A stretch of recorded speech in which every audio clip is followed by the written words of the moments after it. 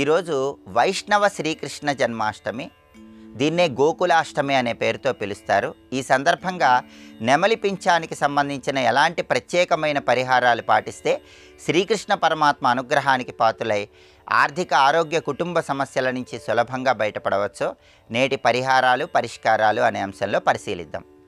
శ్రీకృష్ణ పరమాత్మ సంపూర్ణమైన అనుగ్రహం కలిగి అన్ని రకాలుగా మంచి పురోభివృద్ధిని సాధించాలంటే ఈరోజు గోకులాష్టమి, వైష్ణవ శ్రీకృష్ణాష్టమి సందర్భంగా మీ గృహంలో ఈశాన్యంలో శ్రీకృష్ణ పరమాత్మ చిత్రపటాన్ని ఏర్పాటు చేసి ఆ చిత్రపటం దగ్గర ఒక నెమలి పింఛాన్ని ఏర్పాటు చేయాలి. ఇలా చేస్తే కృష్ణుడి సంపూర్ణమైన అనుగ్రహానికి ప్రతి ఒక్కరూ సులభంగా పాత్రలు కావచ్చు.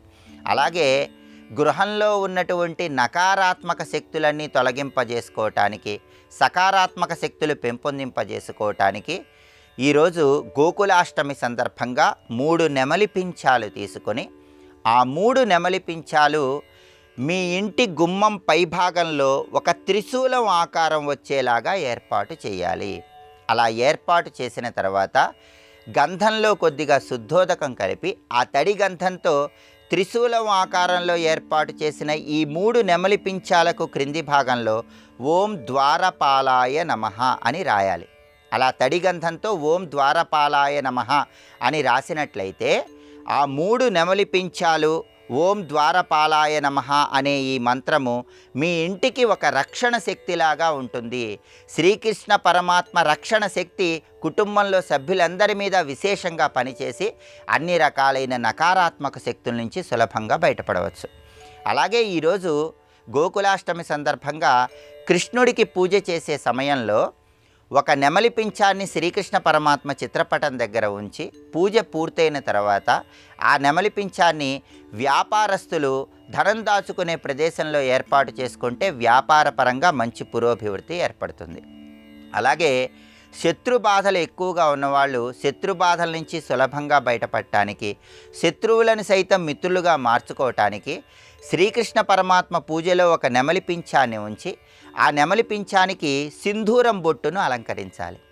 పూజ పూర్తయిన తర్వాత సింధూరం బొట్టు అలంకరించిన ఆ నెమలి పింఛాన్ని ఎక్కడైనా పారే నీటిలో విడిచిపెట్టాలి, లేదా ఎవరూ తొక్కని చోట చెట్టు మొదట్లో వేయాలి. ఇలా చేస్తే ఈ పరిహారం ద్వారా శత్రువులను సైతం మిత్రులుగా మార్చుకోవడానికి ఆస్కారం ఉంటుంది.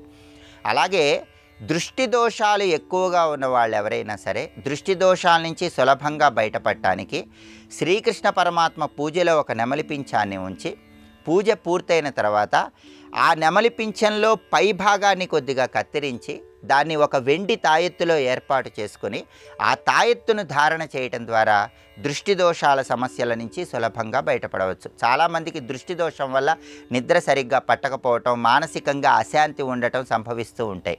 ఈ సమస్యల నుంచి బయటపడి దృష్టి దోషం నుంచి బయటపడటానికి వెండితో చేసిన తాయెత్తులో ఈ విధంగా కృష్ణ పరమాత్మ నెమలి పింఛాన్ని ఏర్పాటు చేసుకొని దాన్ని గోకులాష్టమి సందర్భంగా ధారణ చేస్తే విశేషమైన శుభ ఫలితాలు కలుగుతాయి.